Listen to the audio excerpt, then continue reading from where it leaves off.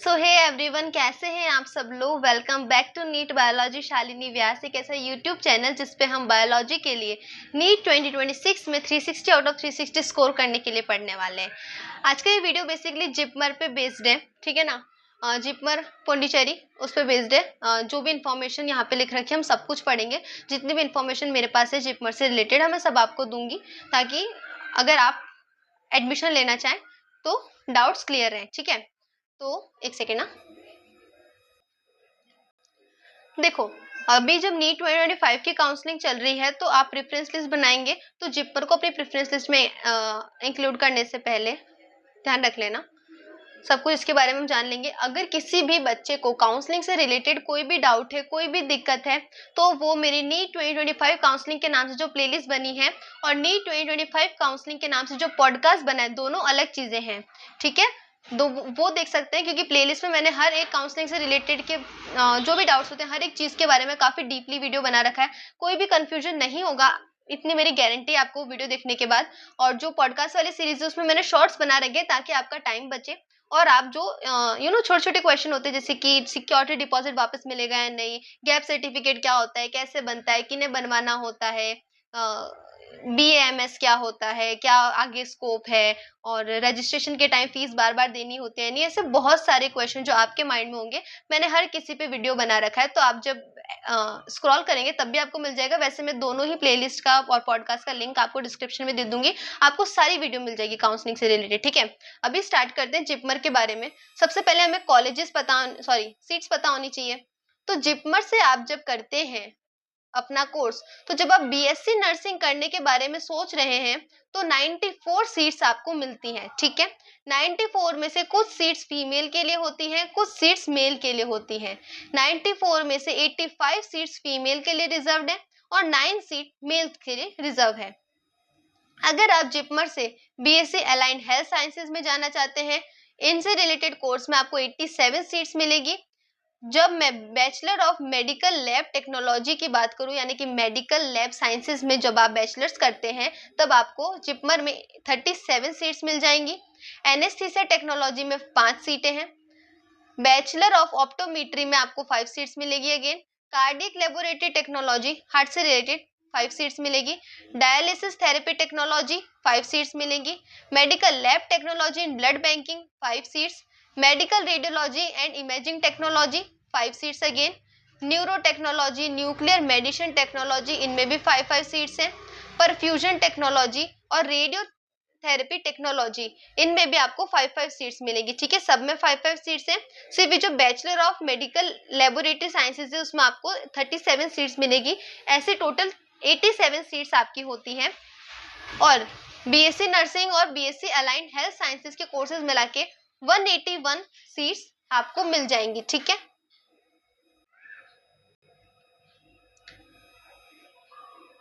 Next देखते हैं person with the benchmark disability, मतलब जो भी लोग PWD कैटेगरी से बिलोंग करते हैं, 5% of the seat reserve horizontally to PWD candidate as per the right of the person with the disability act 2016 में। ये जो एक्ट आया था the right of the person with disability, इसके अकॉर्डिंग 5% सीट जो होंगी वो PWD कैटेगरी वाले स्टूडेंट्स के लिए, कैंडिडेट्स के लिए क्या हो जाएंगी, रिजर्व होंगी, ठीक है। Number and distribution of seat में vary depending upon the periodic directives decision of the competent authority, मतलब जो कितनी सीट्स हैं, कैसे कैसे सीट डिस्ट्रीब्यूशन है, वो बाद में चेंज भी हो सकती है, ठीक है। अब आपको अगर इनके BSc कोर्सेज में एडमिशन चाहिए तो क्या क्या आपका एलिजिबिलिटी क्राइटेरिया होना चाहिए, सबसे इंपॉर्टेंट चीज है जो हर बच्चे को पता होनी चाहिए, तो ये जान लेते हैं क्या क्या होना चाहिए, ठीक है। तो देखो एप्लीकेंट्स जो होते हैं शुड बी इंडियन नेशनलिटी, पहले तो आप इंडियन होने चाहिए। दूसरा, applicant should have qualified in the national eligibility entrance cum test NEET UG 2024 conducted by the national testing agency NTA, मतलब NTA जो नीट UG करवाती है उसमें आपको एलिजिबल होना होता है। अब यहाँ पे 2024 क्यों लिख रखा है, क्योंकि ये पिछले साल का है, ठीक है। तो आपको आइडिया हो जाएगा कि क्या क्या एलिजिबिलिटी क्राइटेरिया है, ठीक है। इनकी साइट पे ये अपलोडेड था इसलिए मैं ये लेके आई हूँ। हालांकि एलिजिबिलिटी जो क्राइटेरिया होते हैं वो मोस्टली सेम रहते हैं। जो भी अपडेट होगी नीट 2025 में, जो भी चेंजेस होंगे उनके लिए मैं वीडियो डाल दूंगी, ठीक है।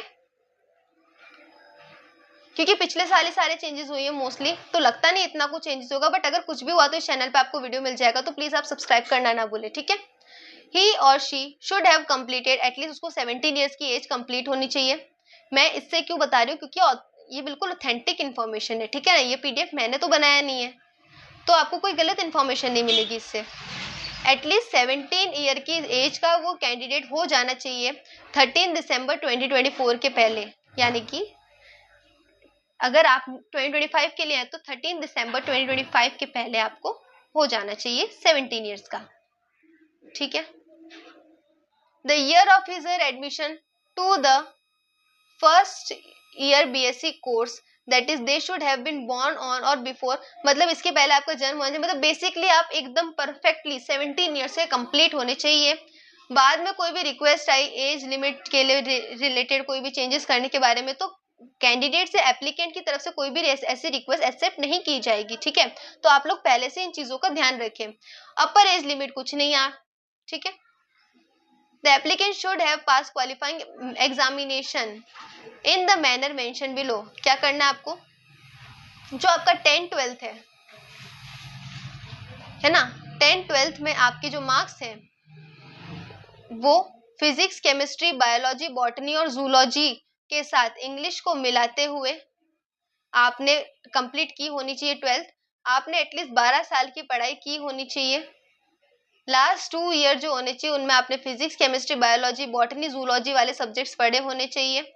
इंग्लिश भी होना चाहिए। Introduction of this courses 10+2+3 education structure पे बेस्ड होता है, नेशनल कमिटी ऑन एजुकेशन ने बता रखा है, ठीक है। Applicants must have pass this subject, मतलब physics, chemistry, biology, botany, zoology और इंग्लिश में आप पास होने चाहिए। हर एक सब्जेक्ट में पास होने चाहिए, किसी एक सब्जेक्ट में फेल हुए तो नहीं चलेगा, ठीक है। Further candidate belonging to the unreserved or economic, मतलब जो भी अनरिजर्व कैटेगरी के जनरल है या फिर जो भी ईडब्ल्यूएस से बिलोंग करते हैं उनको एटलीस्ट 50% मार्क्स चाहिए, तब आप इस चिपमर के लिए अप्लाई कर सकते हैं, एलिजिबल हो सकते हैं। जो लोग शेड्यूल कास्ट, शेड्यूल ट्राइब या फिर अदर बैकवर्ड क्लासेस से बिलोंग करते हैं उन्हें 50% नहीं सिर्फ 40% मार्क्स चाहिए होते हैं, ठीक है। जो पीडब्ल्यूडी कैटेगरी वाले हैं उनको 45% मार्क्स चाहिए होते हैं। अब आते हैं जब आप ऑनलाइन एप्लीकेशन फॉर्म भरेंगे तो क्या क्या चीजों का ध्यान रखना है, ठीक है। एक एक चीज पढ़ रहे हैं ताकि कोई गलती नहीं होगी। जब भी आप एडमिशन लेंगे बीएससी के कोर्स में तो ध्यान रखना सिर्फ और सिर्फ ऑनलाइन मोड से आपका एडमिशन होगा, यानी कि कोई भी ऑफलाइन मोड या फिर कोई भी आपको स्कैम बना रहा हो तो प्लीज पहले बच जाना, ऑनलाइन मोड से ही यहाँ पर लिया जाता है, ठीक है। क्या करना होगा, आपको इनकी वेबसाइट पे जाके रजिस्ट्रेशन करवाना होगा, उसके बाद अपनी एंट्री भरनी होगी, जो भी डॉक्यूमेंट्स की जरूरत होती है वो सब अपलोड करने होंगे और उसके बाद अपनी एप्लीकेशन को फाइनलाइज करना होगा, सीधा प्रोसेस है। रीड द प्रोस्पेक्टस और इन्फॉर्मेशन जो भी आगे दिए जाएंगे उनको केयरफुली पढ़ना एप्लीकेशन फॉर्म भरने से पहले, और जो भी डॉक्यूमेंट की जरूरत है, जो भी फोटोग्राफ की जरूरत है, जो भी आपका सिग्नेचर की जरूरत है, सब पहले से रेडी रखना, ठीक है। नाउ ओके, अब हम देख लेते हैं रजिस्ट्रेशन प्रोसेस कैसे करते हैं। सबसे पहले तो आप जिपमर की ऑफिशियल वेबसाइट पे जाएंगे, या जो वेबसाइट लिख रखी है ना उसी पे जाया करो, देखो कोई भी थर्ड पार्टी वेबसाइट वगैरह पे नहीं जाना है, ठीक है।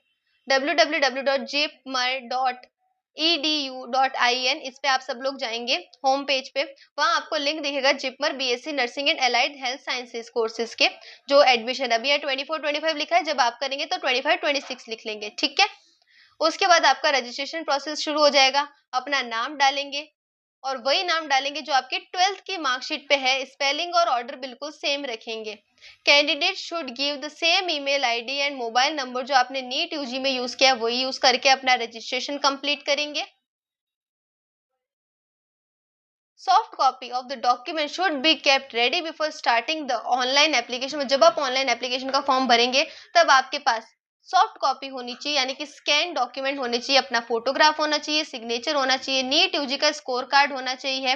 या रिवाइज क्यों लिख रखा है कि नीट 2024 का जो स्कोर कार्ड आया था वो रिवाइज होकर आया था, ठीक है। नीट 2024 का जो आया था वो रिवाइज होकर आया था, नीट 2025 का बिल्कुल सीधा साधा आया था। आप सीधा अपना स्कोर कार्ड डालेंगे। OBC, NCL, SC, ST, EWS, PWD, Pondicherry, unitary, union territory का जिनके पास डोमिसाइल सर्टिफिकेट है वो लोग जो हैं which ever is an applicable, मतलब अगर आप जनरल से बिलोंग नहीं करते हैं या इन सब से बिलोंग करते हैं तो आपके पास सर्टिफिकेट होगा, कोई प्रूफ होगा कि आप इन क्लासेस से बिलोंग करते हैं। तो अगर आपके पास प्रूफ है तो आपको लगाना पड़ेगा। जनरल के हैं तो आपको कोई प्रूफ वगैरह की जरूरत नहीं है, आपको ऊपर के 3 डॉक्यूमेंट लगाने, ठीक है।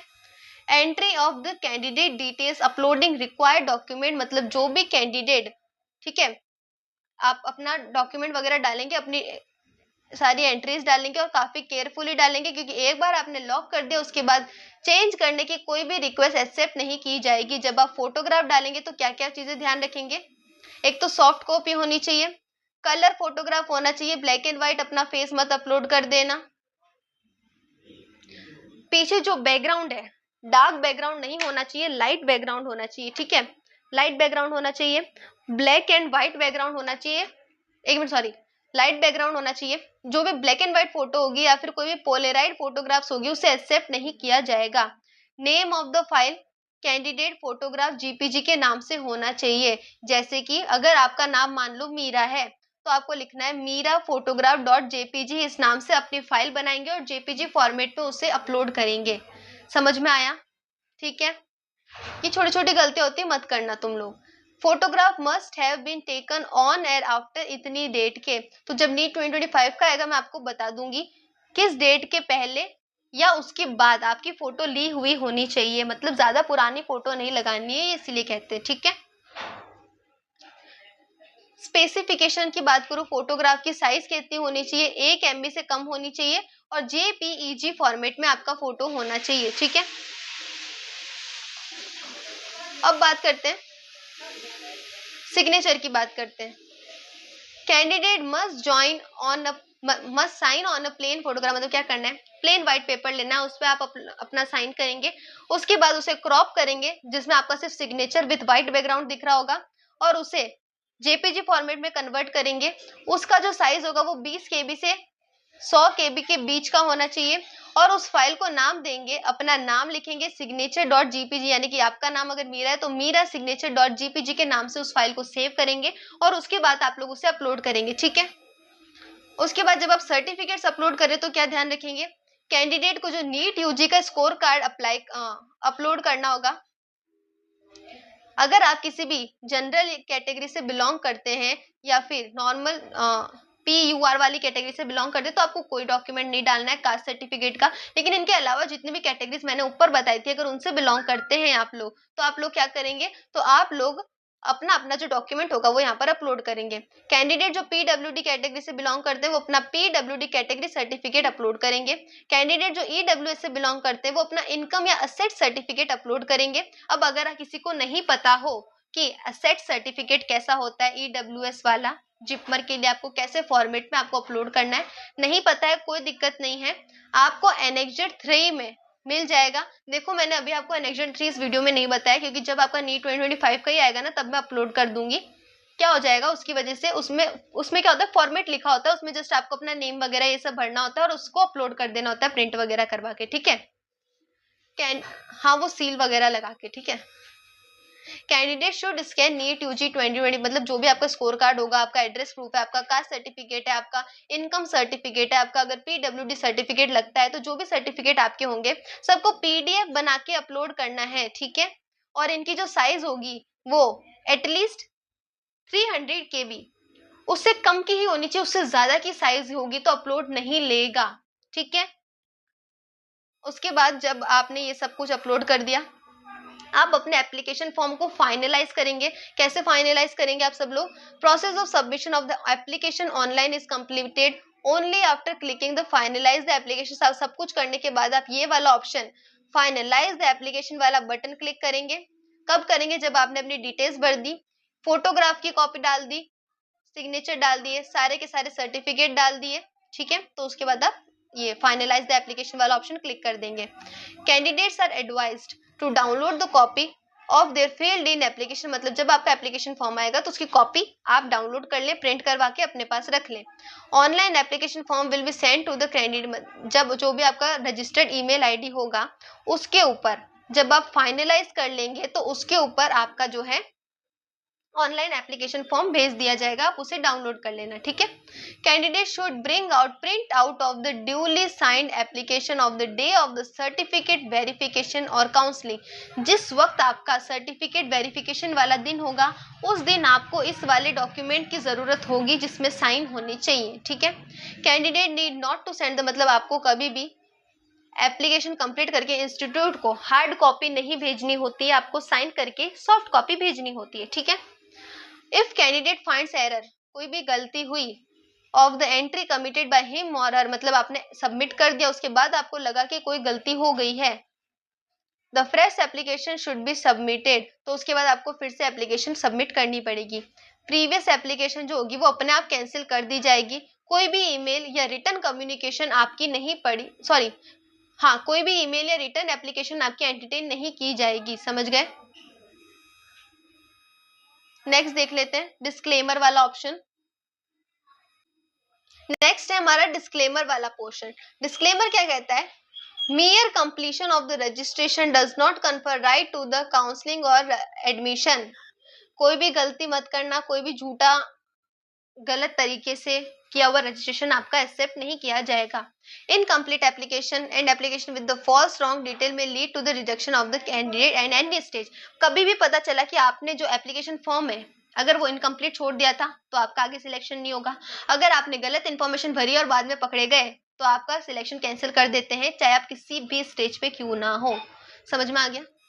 नेक्स्ट देखो सर्टिफिकेट क्या क्या चाहिए होंगे जब आप एडमिशन पे जाएंगे। अब आपको मैंने बता दिया कि जब आप रजिस्ट्रेशन करवाते हैं तब आपको कौन कौन से सर्टिफिकेट चाहिए होते हैं, लेकिन जब आप एडमिशन के टाइम पे जाएंगे तब आपको क्या क्या डॉक्यूमेंट ले जाने हैं। एक एक डॉक्यूमेंट है, अच्छे से पढ़ते हैं, स्लाइड पास में पढ़ी, अच्छे से समझा देती हूँ आपको। वैलिड फोटो आइडेंटिटी प्रूफ चाहिए आपको, सबसे पहले तो अपना प्रूफ चाहिए कि हाँ ये मैं ही हूँ। एडमिट कार्ड चाहिए आपको नीट यूजी का, जो कि एनटीए ने दिया, यानी कि ऑफिशियल वाला चाहिए, कोई भी झूठा बनवा के मत लाना। Result rank letter issued by NTA, मतलब जो एनटीए ने, देखो एक तो एडमिट कार्ड होगा आपके पास, एक दूसरा अभी जो स्कोर कार्ड आया है वो आपको दिखाना है। JIPMER application form BSc nursing, मतलब अभी जो हमने ऊपर रजिस्ट्रेशन किया तो मैंने आपको कहा था फॉर्म आया होगा, उसको आपने डाउनलोड किया होगा, वो डाउनलोड किया हुआ फॉर्म आपको एडमिशन के टाइम ले जाना होता है, ठीक है। Proof of date of birth, यानी कि आपको 10th की मार्कशीट साथ में अटैच करनी होगी। 10th की मार्कशीट आपकी डेट ऑफ बर्थ का प्रूफ है, जिससे पता चले कि हाँ आप 17 ईयर्स के अबव हो, ठीक है। Pass certificate of the qualifying examination, मतलब जो भी एग्जाम आपने क्वालिफाई किया है 10th का 12th का उसके बाद नीट का, सबके सर्टिफिकेट आपके पास होने चाहिए कि आप फेल नहीं हुए हो। Statement of the marks of the qualifying examination, यानी कि जो 12th की मार्कशीट है उसमें कितने मार्क्स है वो भी आपको दिखाने होते हैं।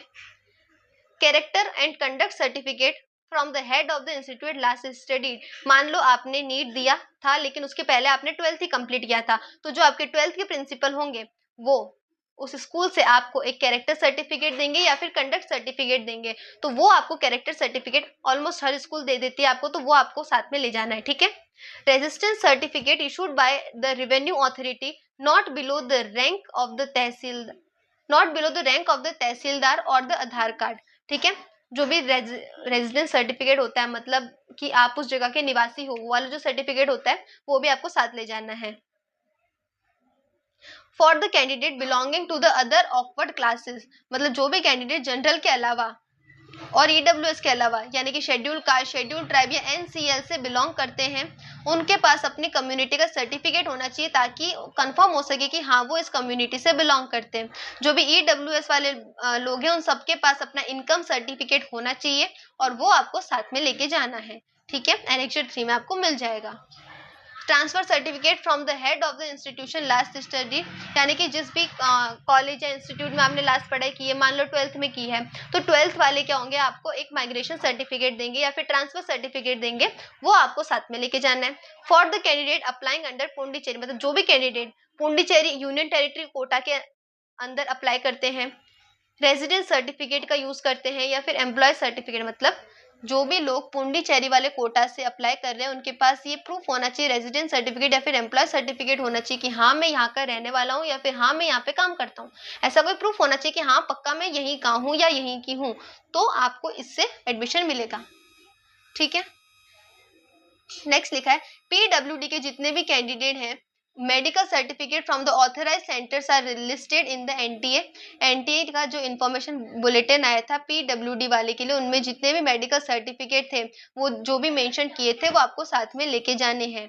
If the certificates are in language, मतलब इंग्लिश के अलावा अगर कोई भी सर्टिफिकेट हुआ, the English translation of the certificate assisted by the